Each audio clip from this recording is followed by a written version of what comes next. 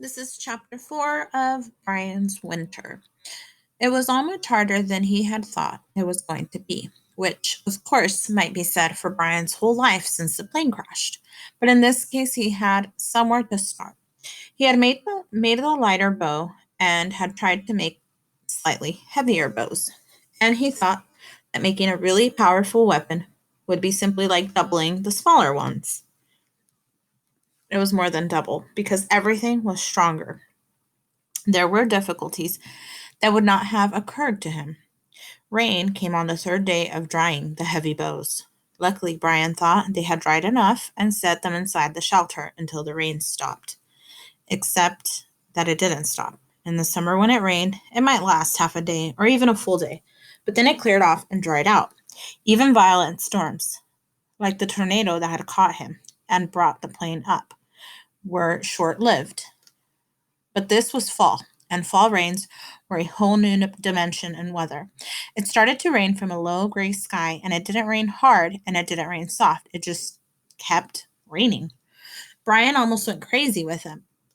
By the end of the first whole day, it was all he could do to find dry wood to keep the fire going. By the end of the second day of constant drizzle, he found himself looking at the sky, hoping to see a hole, anything with bright light. But it rained steadily for 5 days, and while it rained, it turned colder, so that by the fifth day, Brian felt as if he were freezing. The only way he could find dry wood was by looking for dead logs that had hung up off the ground, and then by breaking limbs off beneath them where they weren't quite as soaked as they were on top. By the time he got enough wood to burn for a few hours and kept the fire going against the rain, he was so soaked that it took all the time the wood burned just to get him warm and dry enough to go out again to search for more wood. The inside of his sleeping bag was damp at first, then flat wet, and finally as soaked from his body and the humidity as if it had been out in the open rain. But still worse, with the rain, he did not think he could hunt, and so had no food. On the fourth day, he found a 4-pound northern pike on his fish line, and he ate it at one sitting, saving the guts and head for bait. But he got no more fish, and by the sixth day, when it was clear that it wasn't going to stop raining, he believed now that it would never stop raining. By the end of the sixth day, he decided that he would simply have to live in cold rain for the rest of his life. And the morning of the seventh day, he sat in his bag, looked outside, and said, "To hell with it, I'm going hunting." And he did. He strung his bow and took his arrows. After touching his medicine arrow for luck and in a tattered t-shirt with the hunting knife at his belt, he set off into the rain. Hunting took his mind off the cold, and he found to his immense surprise that hunting was better during a rain than it was in clear weather. Game could hold up for a day or two of bad weather, but animals were governed by the same physics as Brian, and rain or no rain, cold or no cold, they had to come out and eat. He took a fowl bird not 40 feet from the camp and got 4 shots at 2 different rabbits within another 20 yards. He missed the rabbits, but was satisfied with the fowl bird and went back to build up the sputtering fire one more time and made a hot stew, including the heart and liver and a tough muscle he thought might be the gizzard, which he had come to like, and ate it all before falling sound asleep in his wet bag. He slept hard in spite of being cold and damp, but in the middle of the night he opened his eyes, instantly awake, and waited for his eyes and mind to tell him what had awakened him. No noise, nothing, and then he realized that it had stopped. There was no rain falling, and he peeked out of the shelter to see a night sky filled with stars and a sliver of a moon. And he looked up at them and said softly, "Thank you," and went back to sleep. In the morning it was cold, truly cold. He saw his breath in the dawn sunlight coming through the opening, and when he looked outside, he saw a ring of ice 4 or 5 feet out from the edge of the lake all around the shore. He stood up out of the bag, shivering, and got the fire going until it blazed merrily, and then he sat close to it, watching the sun come up while he warmed himself. When he had stopped shivering, he brought his sleeping bag outside and spread it in the sunlight, away from the fire so that no sparks would hit it, and left it there to dry. Within an hour, the temperature was in the comfort range, and Brian stretched and let the sun cook his bones for a few minutes. The ground was still damp, but he sat on a dry rock and looked at the blue sky and felt the hot sun, and it was as if the days and days of rain had never happened. A kind of lethargy came over him, and he just wanted to sit in the sun and try to forget the last week. He closed his eyes and dozed for a few minutes, but a new sound, high and almost crackling, cut into his doze, and he opened his eyes to see a flock of geese high above, heading south, migrating. It was a reminder. It did not get things done sitting. And in the back of his mind was the thought that what he had just had was a warning. A week of cold rain to show him how poor he was, how completely unready he was for what he knew now was coming. And today, the geese to cap it. He must work now, work hard, or he would not make it. No matter how nice the weather might be, he knew he had no time left. First, the shelter. He had to make the shelter cold-proof and rain-proof. That meant sealing the fire inside and closing the door in some way. But he thought the smoke would drive him out. Still, he thought they did it. The people who came before him had tents and teepees and caves, and they did not have stoves. So how did they do it? He took him kindly into the shelter and made a small fire and closed off the opening to see what would happen.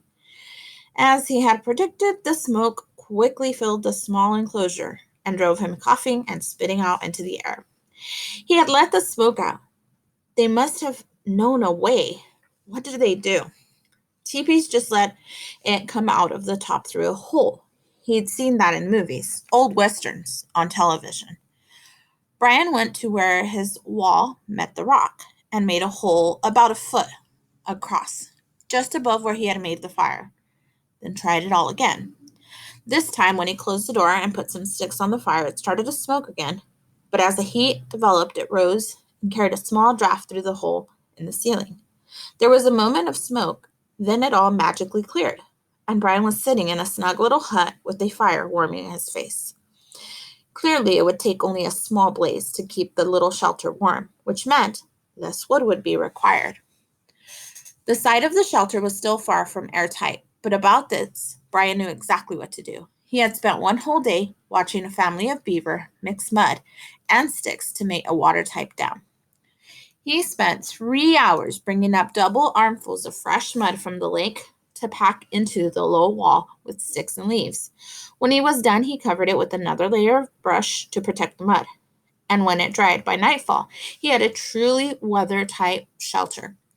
He still had to seal the door, but that night he sat with the fire warming in the inside of his home, and he knew that as long as he had wood and he was living in the middle of the forest, he would stay warm no matter what kind of weather came. He slept so soundly that the bear could have came in again and torn the place apart, and he would have not known. In the morning, he mudded the door and set it aside to dry, and used more mud to make a seal on the wall, smooth and tight. Then he set back to work on the arrowhead problem. He went to the lakeshore and looked for stones that would make an arrowhead. There were rocks everywhere, and he must have looked at 100, turning them this way and that, tapping them against each other. None of them worked or fit or seemed right, and he stopped and thought again about the arrowhead collection. They weren't just stones in the shape of arrowheads. They had been worked, chiseled some way from larger stones to get the shape and edge. But what kind of stone and how? Was it some special type of rock, something that would flake off in sharp edges? He had his hatchet on his belt and went back to the shore and started hitting rocks with the flat side of the hatchet. They just shattered and didn't make any kind of sharp point. One rock chipped off a flake about 3 inches long and in the right shape. But when he picked up the flake and tapped it in the back of the hatchet, it fell into a dozen unusable pieces. Flint. There the word came to him. They weren't just arrowheads. They were flint arrowheads. Maybe they had to be flint to chip right. So all he had to do was find some flint. He went back to the lakeshore and looked at the rock supply again, smashing rocks was with the back of the hatchet to see if any of them were made of flint. In truth, he didn't really know what to look for, except that he remembered that flint and steel would spark when they hit. He smashed 4 or 5 more rocks looking for sparks when it came to him. There was a rock embedded in the wall of his shelter. He had thrown his hatchet at the porcupine the night he got stuck in the leg, and the hatchet had showered sparks and led him to make the fire. It was there in the fire rock. He had forgotten the rock because there had been matches and lighters in the survival pack he'd retrieved from the plane, and he hadn't had to use the rock again. He went and looked at it for the first time in more than a month, studied it.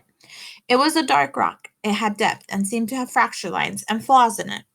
He struck it with the hatchet and smiled when he saw sparks, remembering the night the porcupine had come. But the rock didn't shatter or flake. He looked at it from a different angle and saw a small ridge, little more than a line, and this time he aimed carefully and struck the line with the blunt corner of the hatchet, using a sharp tap with a little more muscle. This time it cracked, and a flake as wide as 2 fingers and 3 inches long fell to the ground beneath the rock. He picked it up. Ouch! He dropped it. The edge was as sharp as a razor, and it cut his finger slightly. He sucked the blood away and picked up the flake up more carefully and turned it to the light. It had a slightly oval shape, pointed on one end and rounded on the other. Both sides leading down the point were so sharp they would shave hair off the back of his arm. All he needed to make it a true arrowhead was a pair of notches, one on either side of the rounded end. He put the flake on a flat rock and held it in place with his foot, vising it down tightly, while he chipped away at the notch positions with the tip of his hunting knife. He started with 2 big a piece, and it broke the whole tip of the oval off and left the flake with the flat rear end. From then on, he took tiny chips, each no bigger than the head of a pin, until he had an arrowhead that resembled those in the collection. It was not finished as well as the ancients had finished theirs, but it was sharp and tapered the right way and had a notch for tying it on the shaft.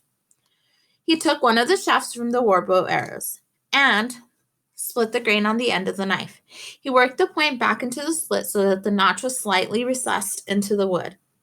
He had nothing with which to tie it into position and was casting around for a piece of string, non-existing, except for the original bowstring from his first bow, or he would have used it long ago when he saw the tree with the rabbit skins.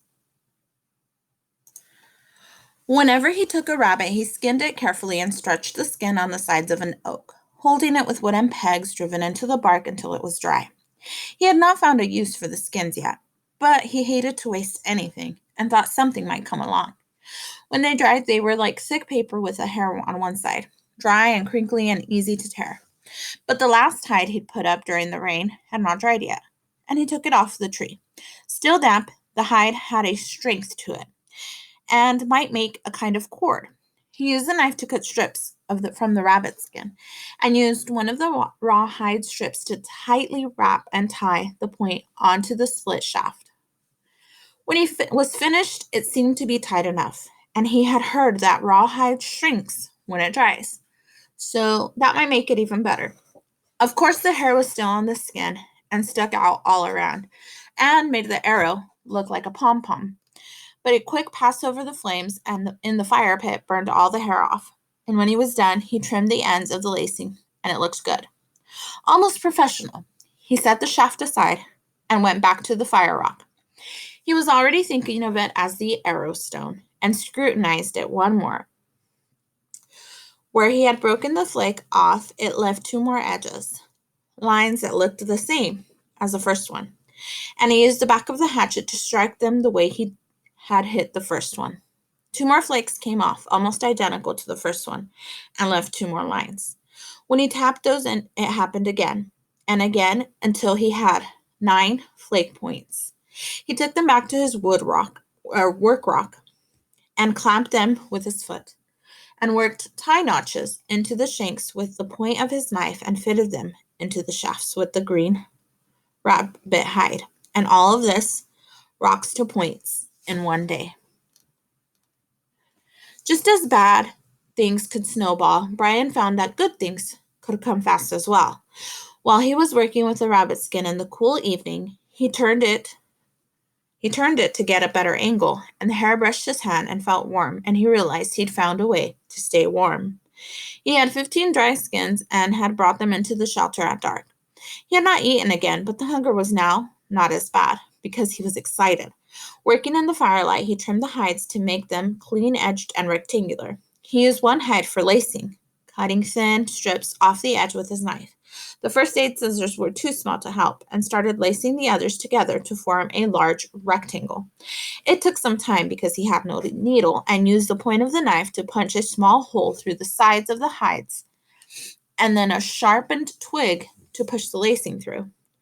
Also, the laces weren't long, and he could only sew 7 or 8 inches before he had to tie it off and use a new lace. By the time he had 4 hides sewn together, he could feel exhaustion taking him down. He crawled into his bag and slept hard, and didn't awaken until well after dawn. Hunger awakened him, and he knew he had to hunt before he worked more on the hides. So he took the light bow and arrows and went to the foulbird area. This time, luck wasn't with him, and he missed 3 birds before he got a shot at a rabbit that hit. He cleaned it and used the green hide for lacing and started sewing again while his stew cooked. And before he knew it, he was back in the shelter again, working in the light from the fire, his stomach full and his fingers flying. But this time, before he fell asleep, he finished sewing the rabbit skins into a rectangle roughly 2 feet wide by nearly 6 feet long. It would make a good rug, he said, crawling into the bag to sleep at what he thought must be 3 or 4 in the morning. Just before sleep came, he heard the wolves. It sounded like 2 of them. High, neighing howls as they sang to each other, and then a crash in the brush as they chased something, maybe a deer. He had not heard from them in almost 2 weeks. There had been a time when the howls would have frightened him, given him an eerie feeling, but now he smiled. They must have gotten caught in the weather if it had taken them so long to run a circuit of their range. And he supposed they would mark the edge of their territory on the way through. He would have to go up and remark his own. The rains would have taken the smell away the first thing in the morning. Good hunting, he thought at the wolves. Have a good hunt. A good hunt was everything.